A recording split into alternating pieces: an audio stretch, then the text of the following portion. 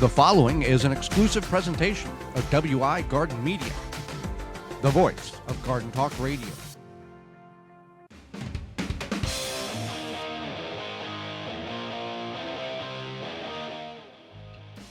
Coming up on the program today, it's about keeping your tomatoes healthy and growing all season long, as well as canning prep.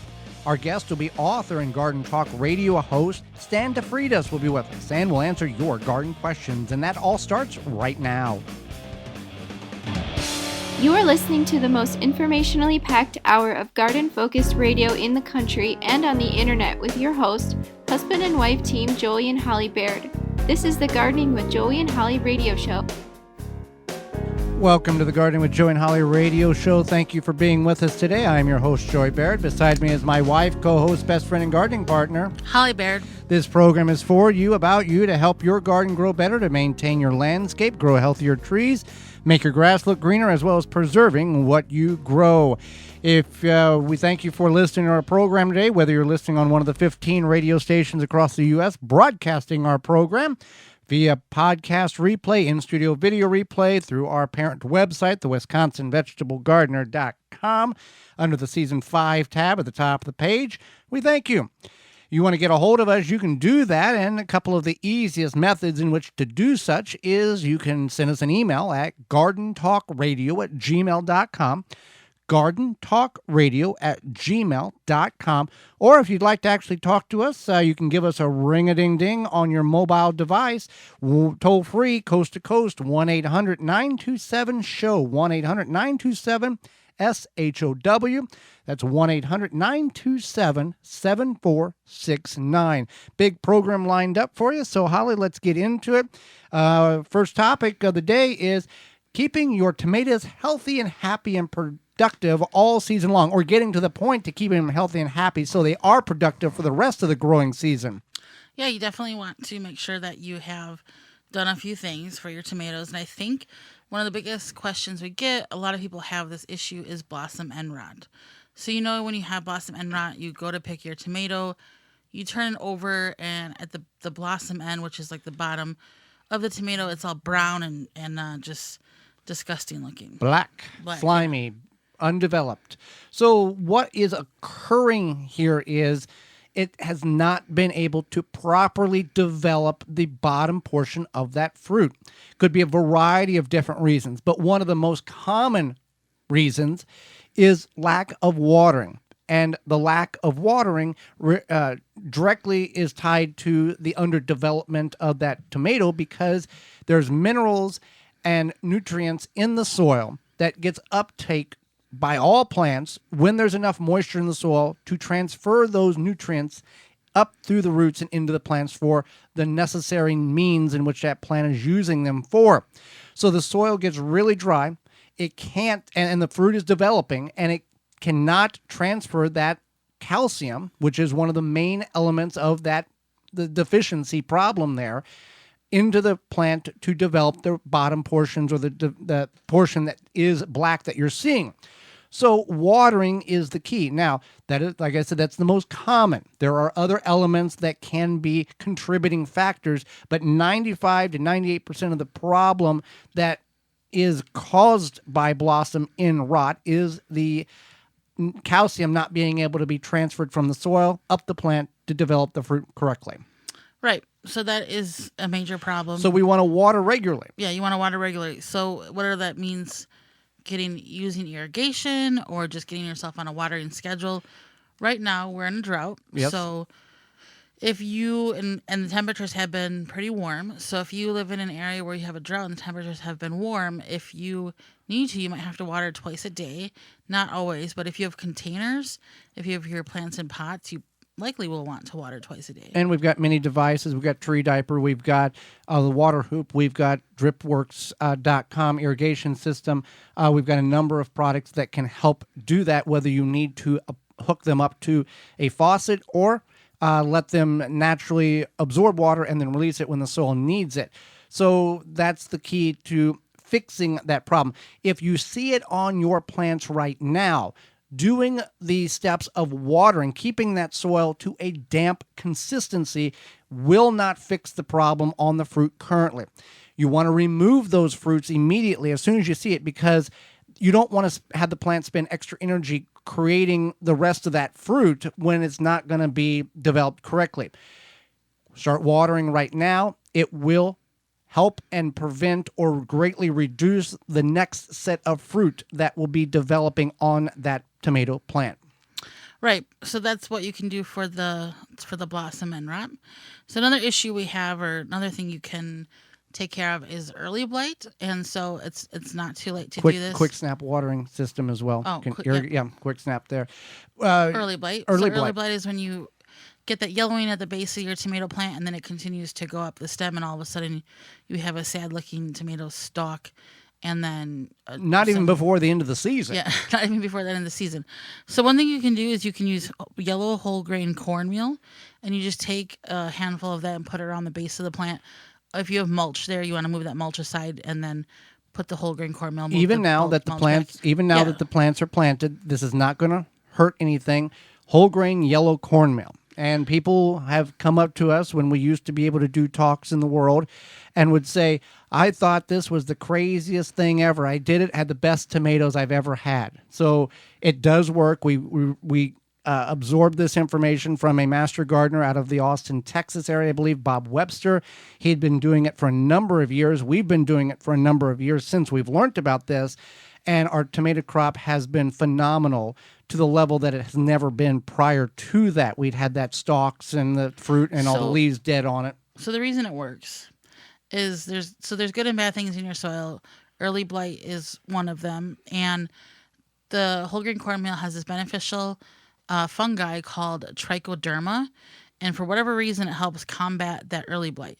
So the handful of cornmeal, and then also we highly suggest mulching too, helps keep that at bay, because when it rains or when you water, it splashes up onto the leaves of your plant. So that cornmeal helps the problem. Also, removing the lower 6 to 8 inches of limbs and leaves up the stalk from ground level, opening up that lower portion of the plant to allow air circulation and reduce the splash up, in addition with the whole grain cornmeal and the mulch, eliminating some of that lower foliage greatly helps that. Even if you have limbs that are up above in the upper tier of the canopy of the plant that's leaning down or stretching down to the ground, cut them in half, get rid of them, because any splash up will incur with those and cause problems.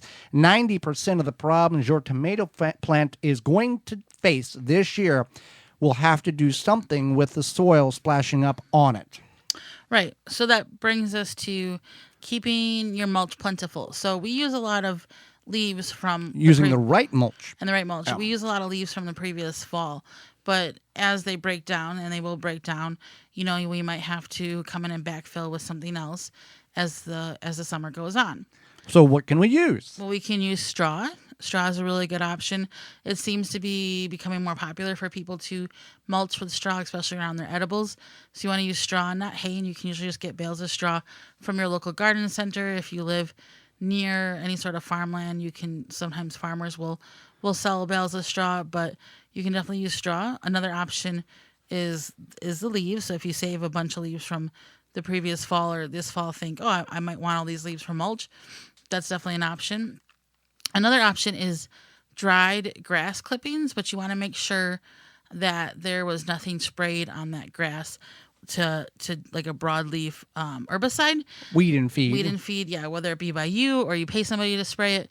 You don't want to put that on your edible garden, but if you don't spray anything on your lawn, you just want to take your grass clippings, bag them up, and then you kind of want to just lay them out, whether it be like on your driveway or a part of your lawn, so they dry a little bit. Make sure there's no seeds on these, because grasses can produce seeds even when the grasses are 4, 5, 6 inches tall. We think of plants going to seed when the grasses are 1 foot or 2 foot or fescue in a field type of thing. Grasses can produce seed very, very short height, and you may think, what's going on? Just some white stuff on the top. That's actually seeds that are developing that you can incorporate into your garden, and then have more weeds than what you know what to do with. Right. I don't know if this is the best advice if you're in the area of the country where you're having a drought. Your grass might not be growing very much. So might not be the best idea, but it's an option. Otherwise, we've used shredded paper, and that works if you're concerned about it blowing around. When you apply the shredded paper as mulch, you can water it a bit, and then it seems to just stay. Yeah, it weights down enough, and we have even not watered it, and it has worked very well too. Let's see, what else do we have here? So fertilizer, you want to think about the fertilizer for your plants, for your tomatoes? Yeah, you can use Dr. Jim's Tomato Secret for that. You can just apply it as the instructions show and it tells you. You can do it right now, even though the plants, you may have not used it at the time of planting. You can utilize it right now. And you want to feed your plants, whether you have good compost or growing in good raised bed mix or not. Now, we have lacked in this category for a number of years. Last year, we transitioned to raised beds, and we brought in very rich, fresh compost, and the plants did way better than they'd ever did in the ground. We topped the beds off this year, and we are going to supplement with a liquid fertilizer or like a Dr. Jim's. We will also can use a Ivy Organics 6 macro fertilizer as well in order to feed the plants. Preferably an organic means, whether that even compost tea, you can certainly do that. But we want to essentially give the plants more nutrients than it needs, so it's never lacking in, I need more, I don't have it, and the plant suffers in production. Right. So you definitely want to make sure that you are feeding as they need to be fed and using the fertilizer.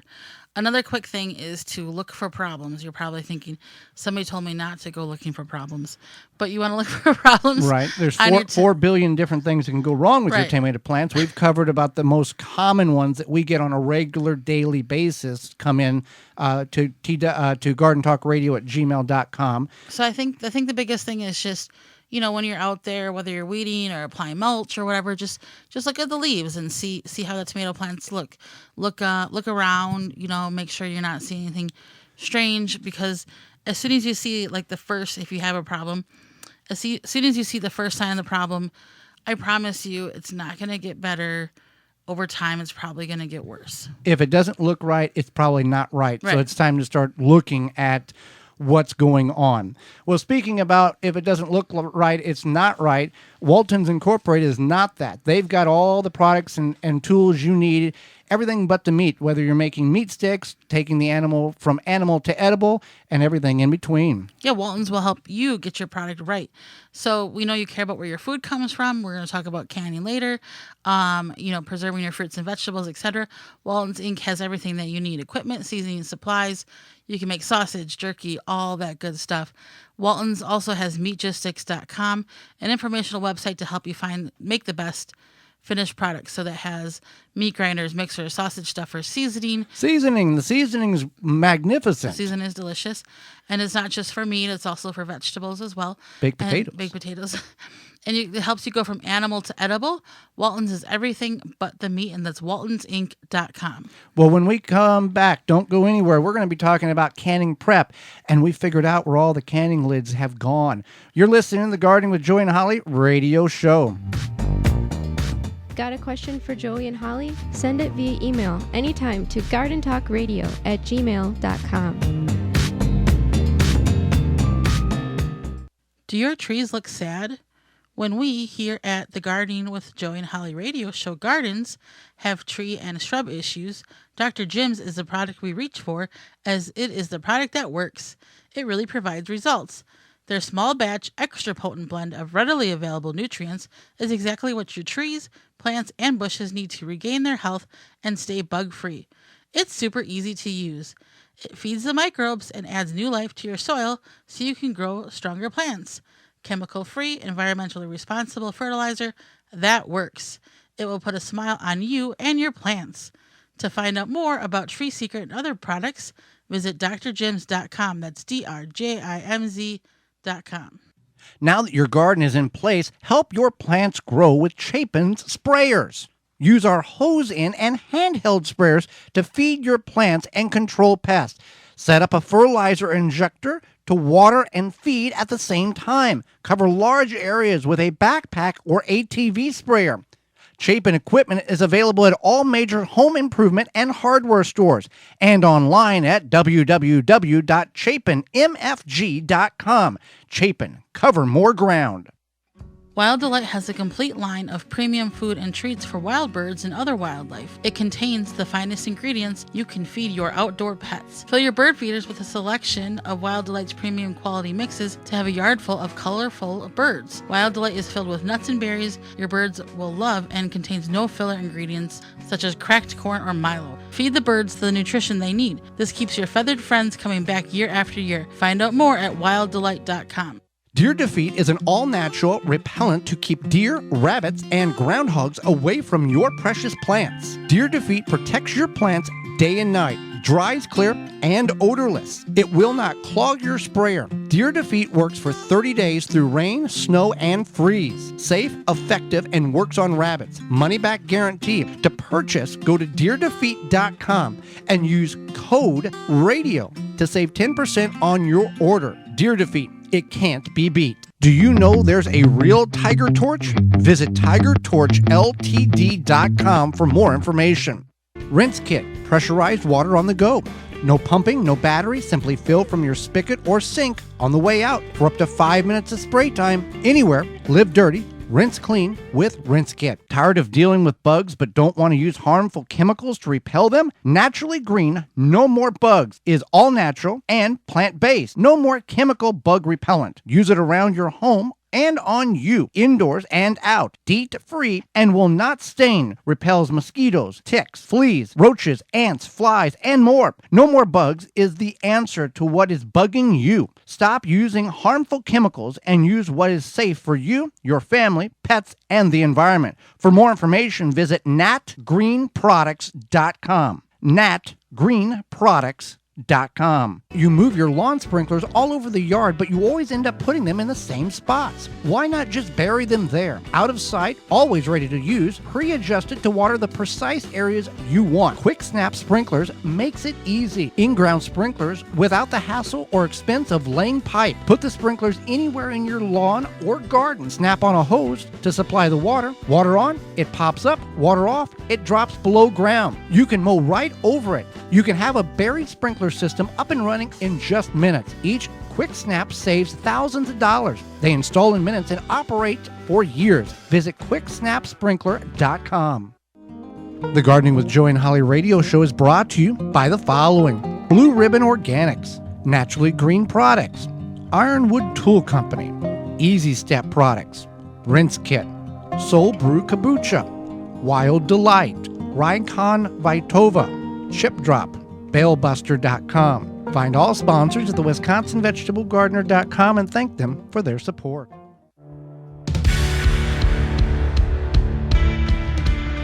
Welcome back to the Gardening with Joey and Holly radio show. Thank you for allowing us to be part of the program today. Thank you for letting us be part of your world today.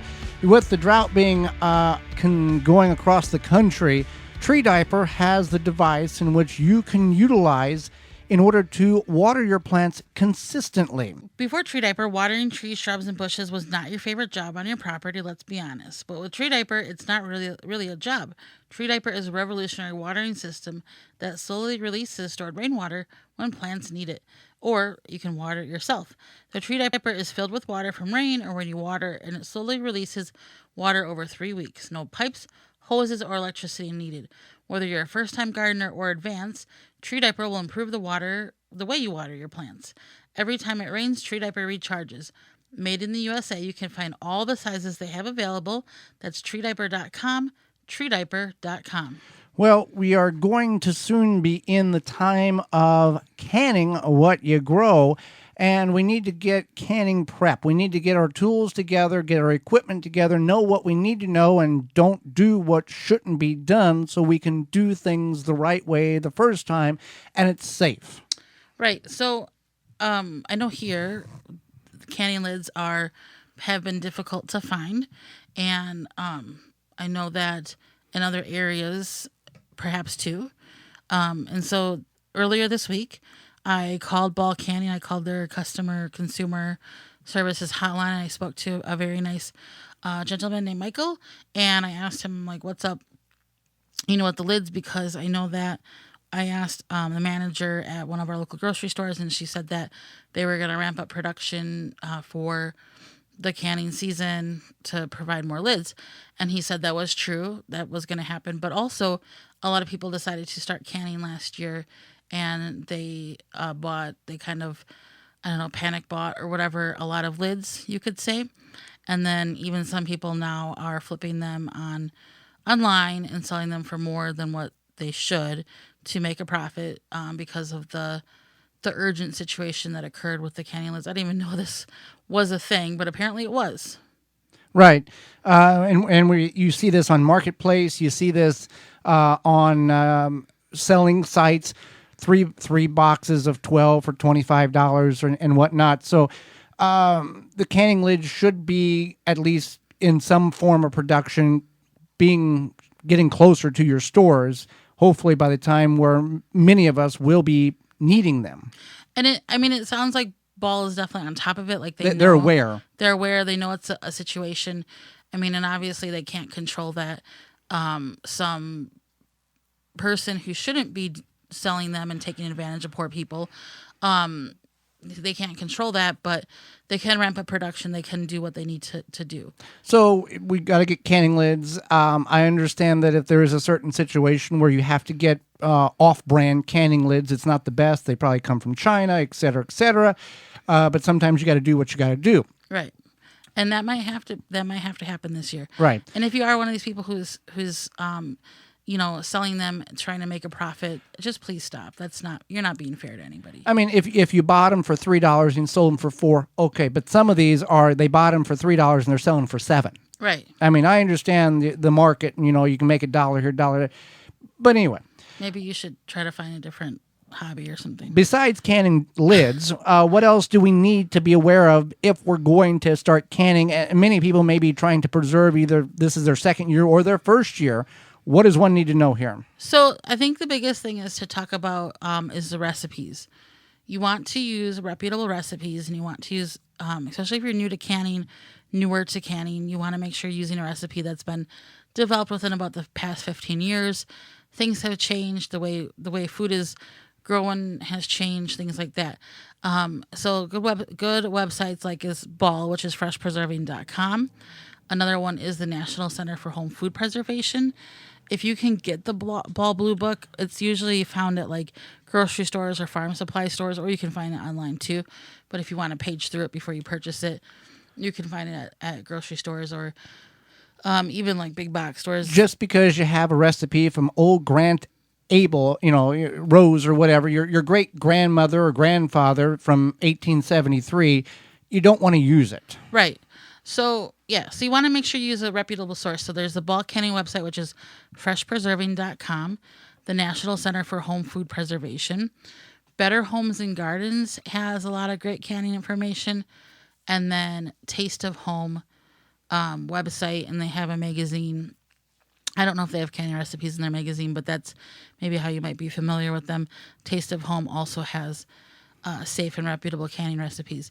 So once you have your safe and good canning recipe, you want to review it, because you might think, okay, yeah, I have, sugar, and I have this, and I have that. But I don't have this thing. But then all of a sudden you go to can and you're like, oh wait, no, I don't have this. We'll just go ahead and can without it.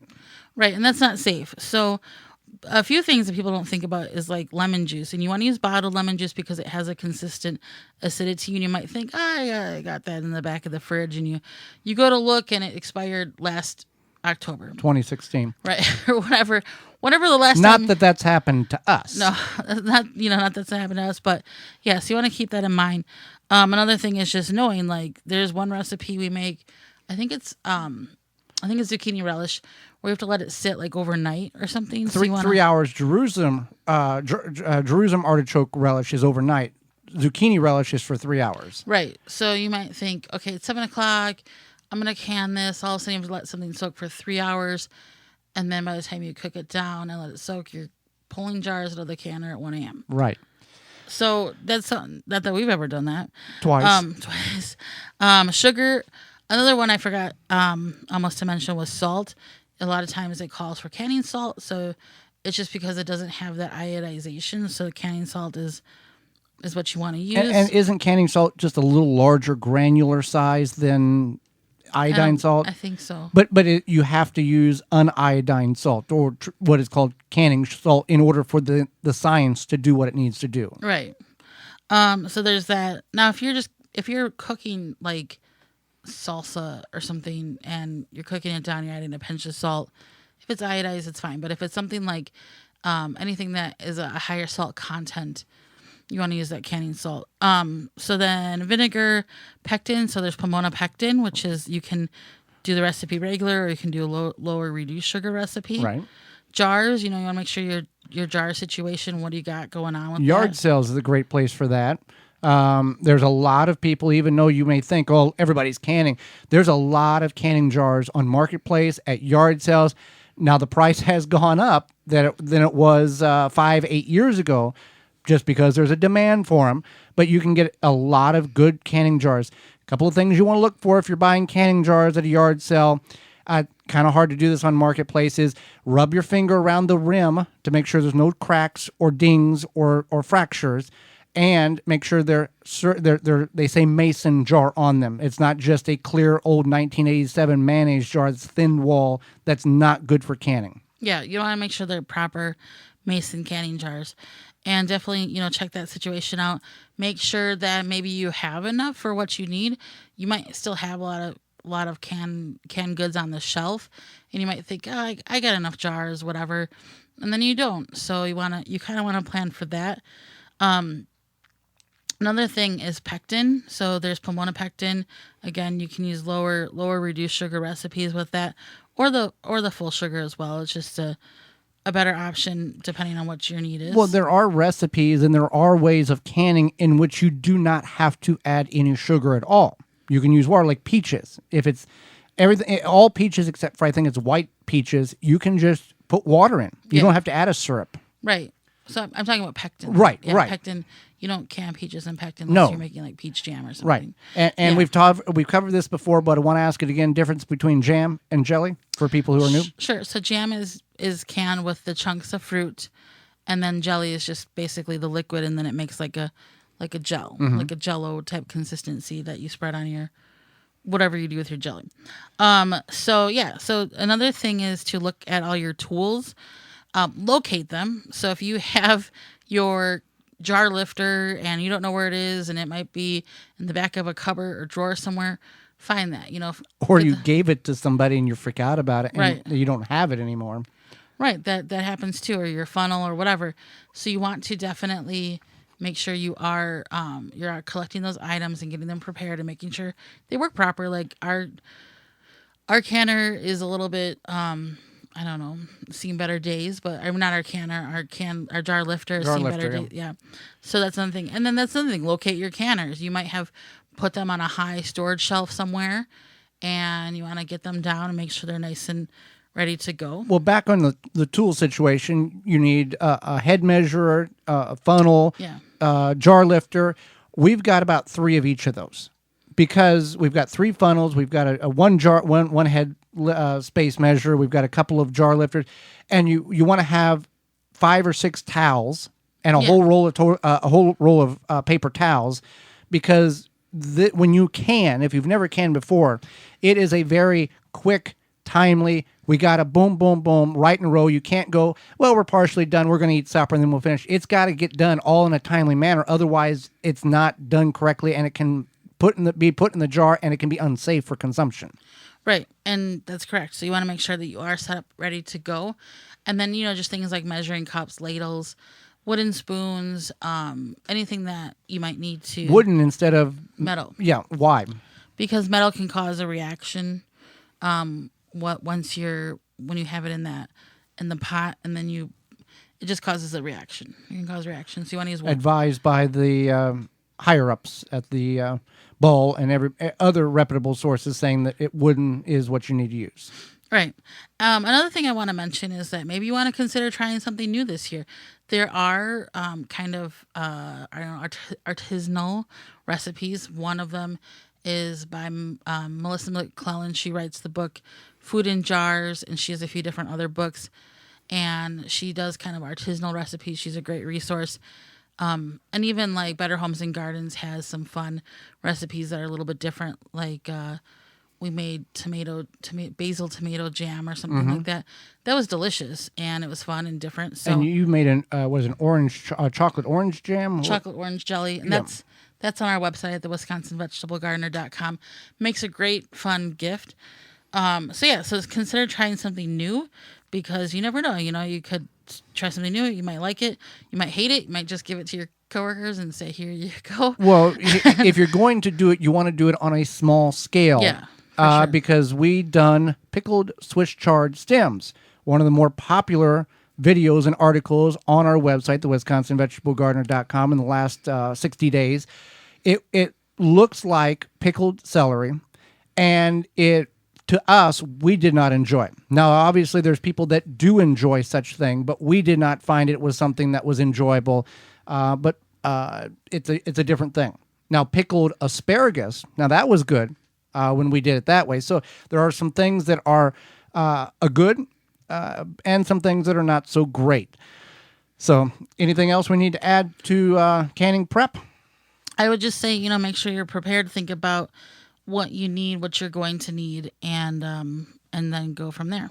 Well, summer is in full swing, and we're not looking back. We've got hot temperatures, it's dry, but those nasty Japanese beetles are wreaking havoc on our garden, Holly.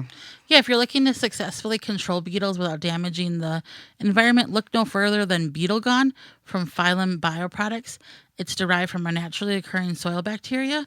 Beetle Gone is the only organic solution that successfully controls beetle invaders. Just mix the powder with water and spray it on your plants. Once ingested, the targeted pests will stop feeding and die.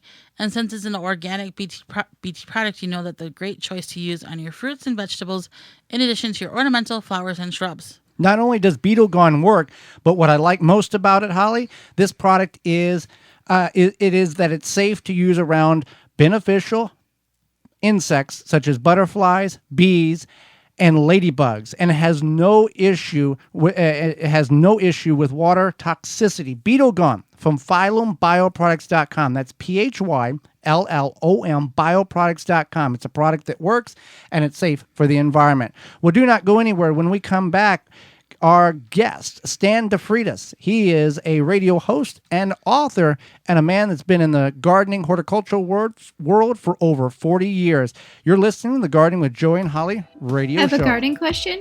Give Joey and Holly a call now or anytime 24/7. Just dial 1-800-927-SHOW. If you can't get through, leave a message and they will call you back. Call now 1-800-927-SHOW. Soul Brew Kombucha is founded and handcrafted in Milwaukee, 100% organic, formulated for ultimate health and enjoyment. Find out the benefits of drinking kombucha and where to purchase at mysoulbrew.com or find them on Facebook at mysoulbrew. If you could double the life of your raised bed boxes by sealing the wood with a clear non-toxic wood preservative, would you? Well, now you can with a clear, penetrating product called Internal Wood Stabilizer. It's 100% non-toxic and easy to apply. Seal your untreated wood surfaces, even chicken coops, by spraying on Internal Wood Stabilizer. It's invisible, seals the wood from the inside out, and never wears off. Recommended by organic gardening experts. Internal Wood Stabilizer. Check it out at timberprocoatingsusa.com. We've been using a game-changing tool called SeedLinked to find and review our seeds this year. It makes finding the right seeds simple. It is driven by growers' data, so you can really see what's best for your location. Check it out at seedlinked.com or download the mobile app today. The number one key to healthy, productive plants are the roots. Starting from seed to full-grown plants, rootmaker.com has the answer. From seed starting trays with an innovative design that air prunes the roots, creating a fabulous root system, never again will you have root-bound plants, to multiple gallon grow bag sizes to raised beds. Rootmaker.com has your grow needs covered.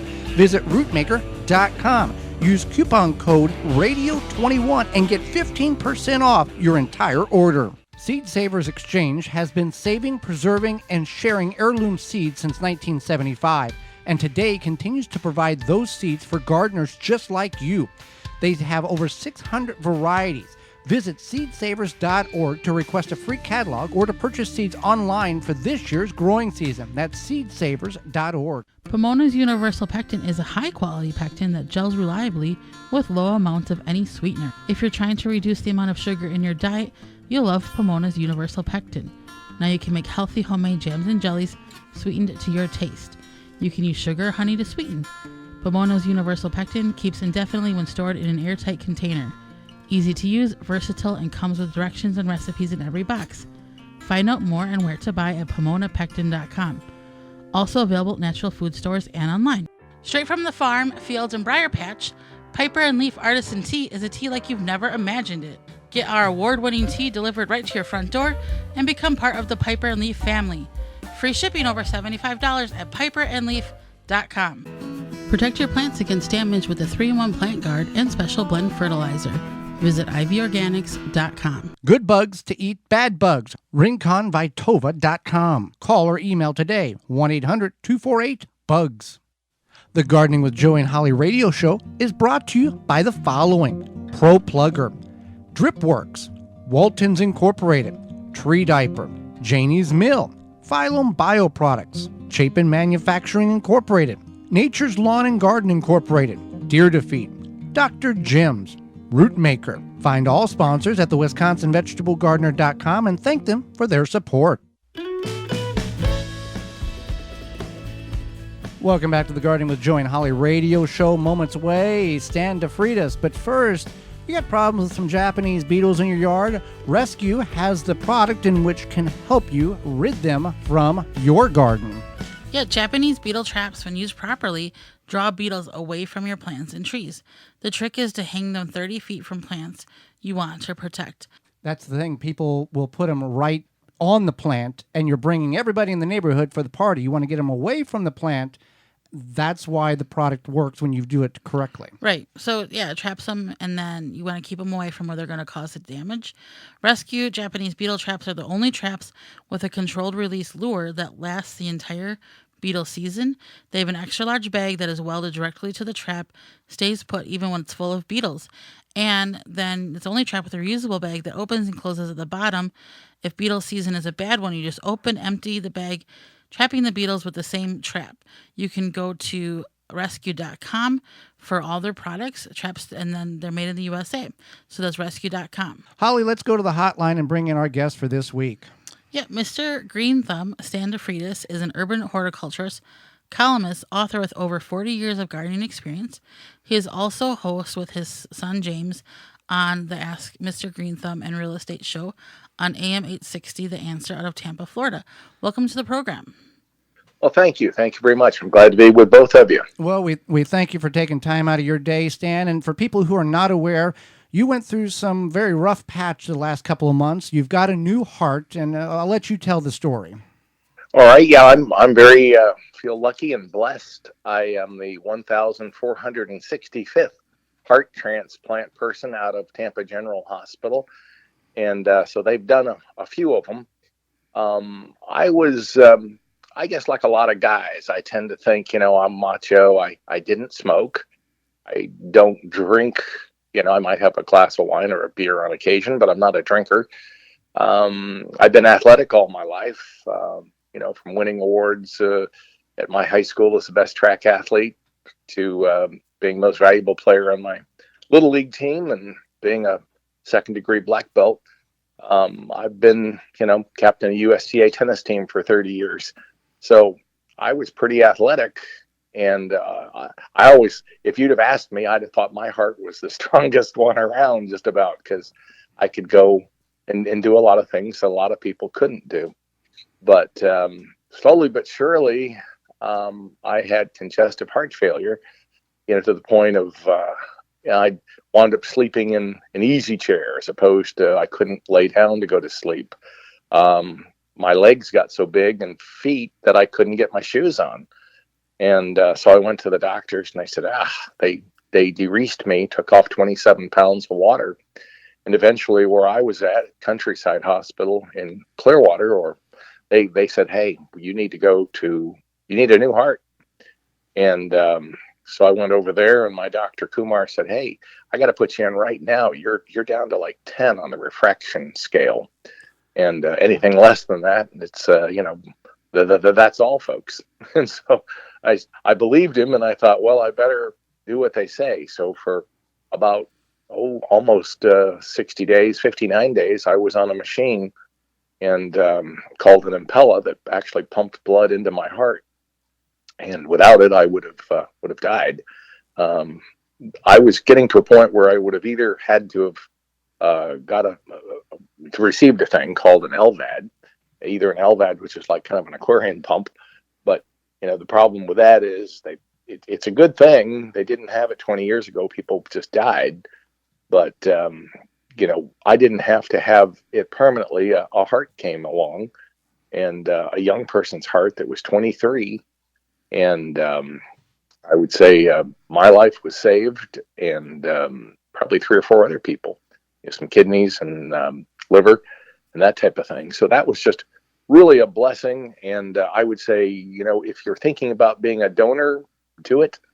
Burning up a good heart or liver or kidney or burying it, you're not doing much. And if you can save someone's life, I've been a donor for 30 plus years, not knowing that I would actually need that service.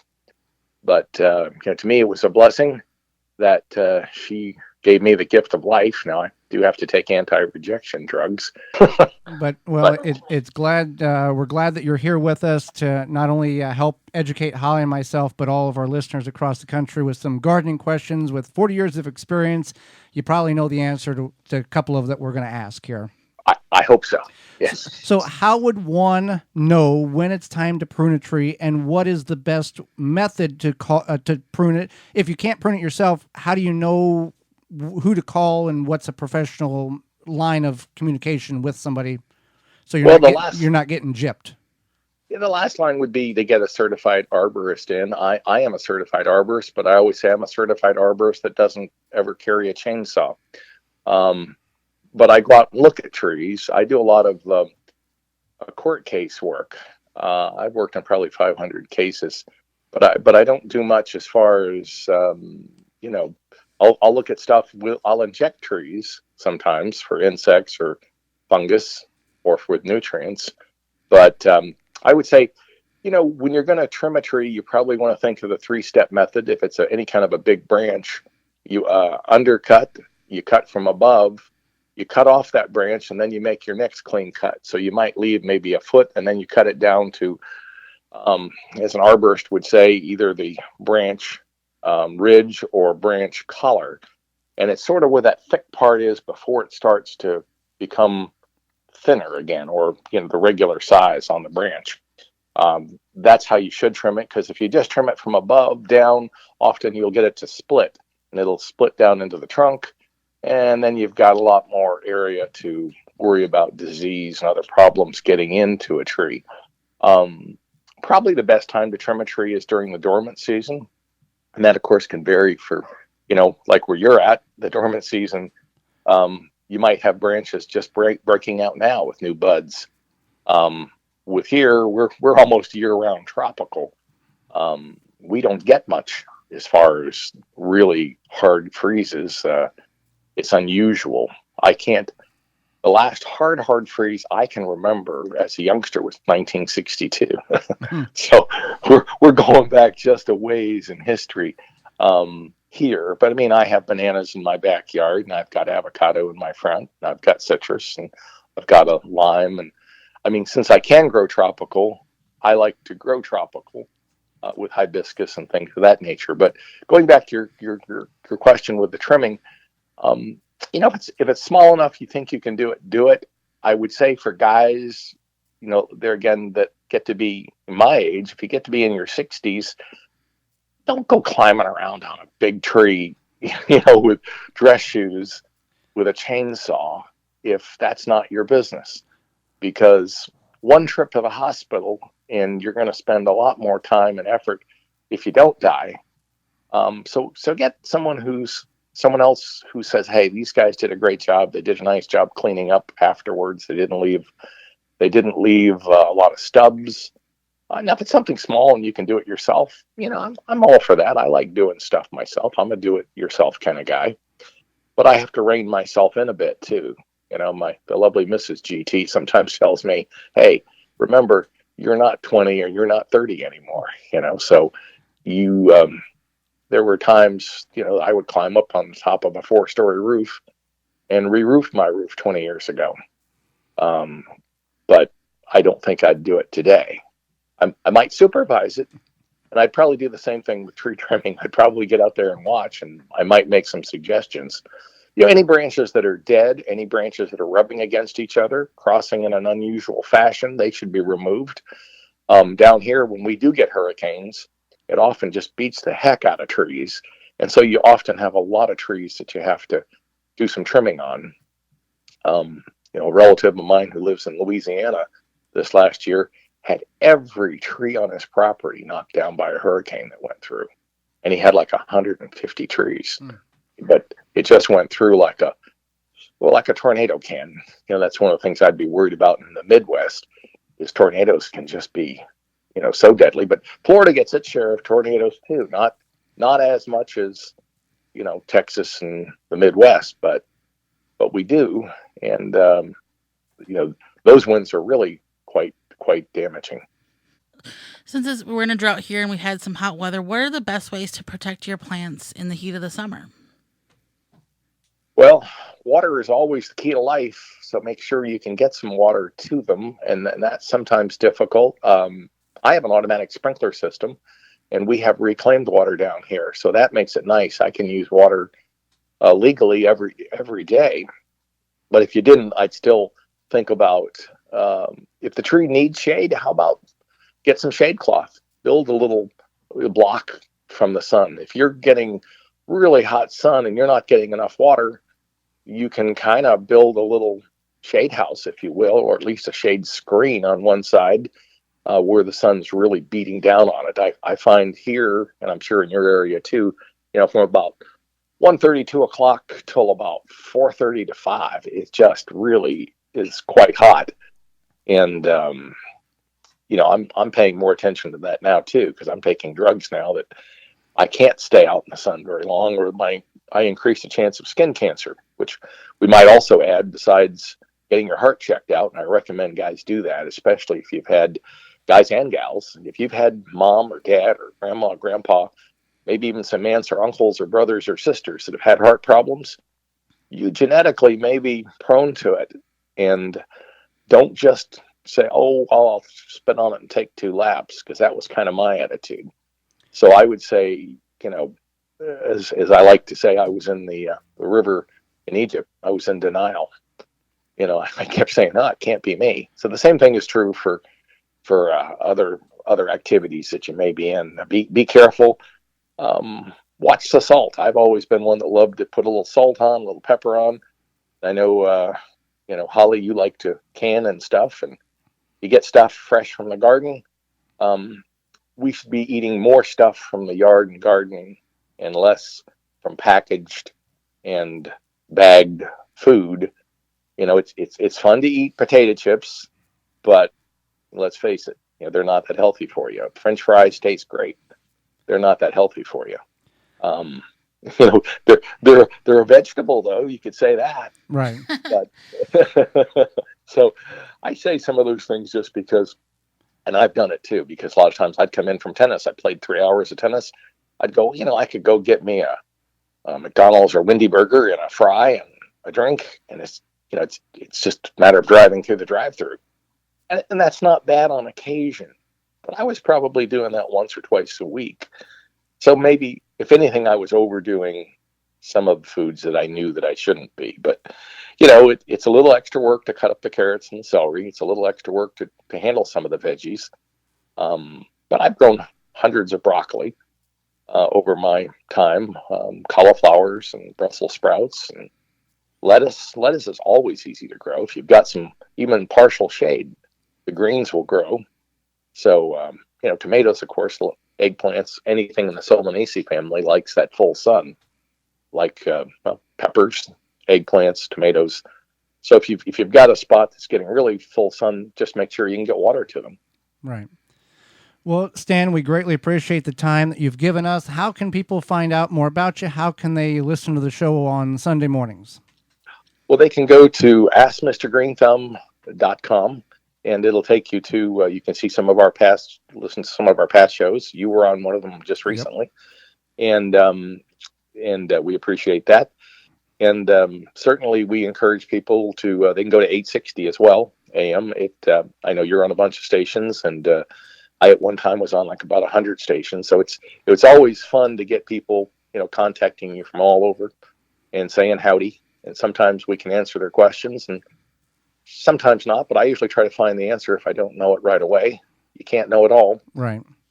But I think it's been fun. I'm hopefully now I have another 20 years of hopefully doing some radio and some podcasts. Well, we are happy that you were able to be one of the fortunate, blessed ones to receive a heart and able to continue to do what you're doing. I appreciate that, and thanks to all of your audience out there. I wish them all that they have a great day, and be good to yourselves. Check out your health. Check out your heart. Thank you. Thank you, Stan. And when we come back, it's all going to be about your garden questions, our garden answers. This is the Gardening with Joey and Holly radio show. Got a question for Joey and Holly? Send it via email anytime to gardentalkradio@gmail.com. This week's garden tip is brought to you by Yard Glider, the cart without wheels, loads without lifting, hauls more, dumps faster, built to last, and built for hard work. Multiple sizes available at yardglider.com. That's yardglider.com. As your cool season crops to go to seed or bolt, that doesn't mean you need to pull them up. You can save the seeds from them, but also the plants are still edible. You can take romaine lettuce that is going to seed and cut out the central stem of each leaf, and the leaves themselves are edible. If left fully intact, they are very bitter. Radishes going to seed, once flowered, they will put on a small green pod. It is edible and tastes just like the bulb itself. This week's garden tip was brought to you by Yard Glider, the cart without wheels, loads without lifting, hauls more, dumps faster, built to last, and built for hard work. Perfect for homeowners, arborists, hunters, landscapers. Pull it behind an ATV, a lawnmower, or pull it yourself. Multiple sizes available at yardglider.com. That's yardglider.com. Are you frustrated by how hard and dry your soil gets at this time of the year? You're not alone. The problem is that your soil has a high clay content. The clay shrinks and hardens as it dries, squeezing the air out of the soil. When soils are tight, roots are under stress and can no longer absorb water and nutrients easily. If you want to start improving your compacted clay soil, give Aerify Plus a try. For 20 years, homeowners and landscapers have been using liquid Aerify Plus to aerate and bioactivate their soils. Aerify Plus contains a soil penetrant as well as a liquid humates and seaweed. Visit our friends at natureslawn.com to find out more about this amazing Aerify Plus product. That's natureslawn.com. Dig planting holes from a comfortable standing position. Step, twist, pull, and plant. Visit ProPlugger.com. Brought to you by Blue Ribbon Organics, providing locally made organic compost and soil blends for gardens, farms, landscaping, and more. Visit BlueRibbonOrganics.com or call 262-497-8539 to find their products nearest you. The Water Hoop is a portable water sprinkler system that allows you to target water evenly around the root ball of your tree or bush. Conforms to various shapes for your watering needs. The Water Hoop reduces runoff and saves money. Visit waterhoop.com. Make watering easy. DripWorks provides quality drip irrigation supplies and equipment to gardeners just like you for all your growing needs across the U.S. and Canada. Purchase online at dripworks.com. We know that you appreciate the value of a beautifully landscaped yard, but tackling such a project yourself can seem way too complicated, right? Bloomin' Easy Plants are the answer. Their plants are low maintenance and offer exceptional beauty and color for your yard. Plus, they offer free seasonal care reminders with simple how-to videos tailored to the plants that you choose. With Bloomin' Easy on your side, creating the yard that you've always wanted becomes as easy as plant, water, and relax. Check them out at your local garden center or by visiting bloomineasyplants.com. The Gardening with Joey and Holly radio show is brought to you by the following: Simply Earth, Seed Savers Exchange, Quick Snap Sprinklers, Water Hoop, Timber Pro Coatings, Bloomin' Easy Plants, Pomona Universal Pectin, Ivy Organics, Tiger Torch, Happy Leaf LED, Seedlink. Find all sponsors at the WisconsinVegetableGardener.com and thank them for their support. Welcome back to the Gardening with Joey and Holly radio show. Thank you for being with us. Time for your questions, our answers. If you have a question, you can get that to us at gardentalkradio@gmail.com, gardentalkradio@gmail.com, or toll free coast to coast, 1-800-927-SHOW, 1-800-927-7469. Holly, we had a number of questions come in this week. What do we got? So once I removed the scapes from my garlic, do I have to dig it up once the lower sets of leaves dry up, or can I harvest it as needed? You would want to dig it up once the lower two sets of leaves have dried up or died back, simply because if you leave it in the ground, there's rodents that can eat it. If it gets too wet, it can rot or mold in the ground. So removing it is the key to getting it out and then going and curing it so you can store it for long-term storage in your home. Here's another question that came in. All right. Is can I use needles from arborvitae trees for mulch for vegetable gardening? I have 10 arborvitae trees that shed plenty of needles. Can I use them? Yes, they are. You can use those for mulch. You're not going to have any problem with acidity. Just like a normal spruce tree, go ahead and use them. Not a problem. Next question about pine needles. Can I substitute pine needles for cocoa coir husk in potting soil mix? I have a lot of the pine trees in my area. Any information would be appreciated. So actually, no, pine needles cannot be substituted for cocoa coir or coconut husk. It's just because they don't have any absorbent factors. That's the purpose of cocoa coir or coconut husk. Coconut husk or peat moss. Absorbent. Yeah, it's absorbent. So pine needles, no, you can't use them for that. They're not going to have that absorbent property. All right, here's a question about beets. My beets are all clustered together. Can I dig them out while they're growing and space them out correctly, or is that going to cause problems? Yeah, I wouldn't dig them up. You really don't want to dig and transplant root crops, especially once they've been established. So unfortunately, no, you're going to just have to let them grow as they are. But then next year when you grow beets, you want to thin them out, and you just simply trim. You got to thin them out this year in order to get them to grow correctly. If they're already growing. Yeah, thin them out, cut them with a scissors, remove them so you have one every 3 to 4 inches like we did, and you figured out that beet greens wasn't that bad of a tasting thing. You were baby beet greens. Beet greens. Little, that's right. not full grown. So the what's going on there is every time you plant a beet seed, there's 4 or 5 seeds in that cluster seed. That's just the way nature has designed. So whenever you plant it, all of them grow, and then you need to cut back the weakest ones, leaving one there, not digging it out because it can damage the one that you're trying to save. And then that way you can have your beets spaced properly. You can use the baby beet greens as a salad or just eat them. And then that way it will allow you to have bulb development. If you let them all grow together, you're not going to have very much to any bulb development. So with that, we are out of time, and we thank you for yours. Did you miss any portion of the program this week? You can certainly revisit it by going to our website, thewisconsinvegetablegardener.com, and clicking on the Season 5 tab at the top of the page. Or you can send us an email to gardentalkradio@gmail.com, and we will send you the link to this program. Tune in next week. Do not miss it, when we will be going over how you can grow mushrooms in your home and on your property, as well as spring seed collection capabilities or tips we'll offer you on that. Yeah, you can save seeds in the spring. Our guest will be author Wendy Silverado, and we'll answer your garden questions. So until next week, for Holly Baird, I'm Joey Baird, and we will see you in the garden.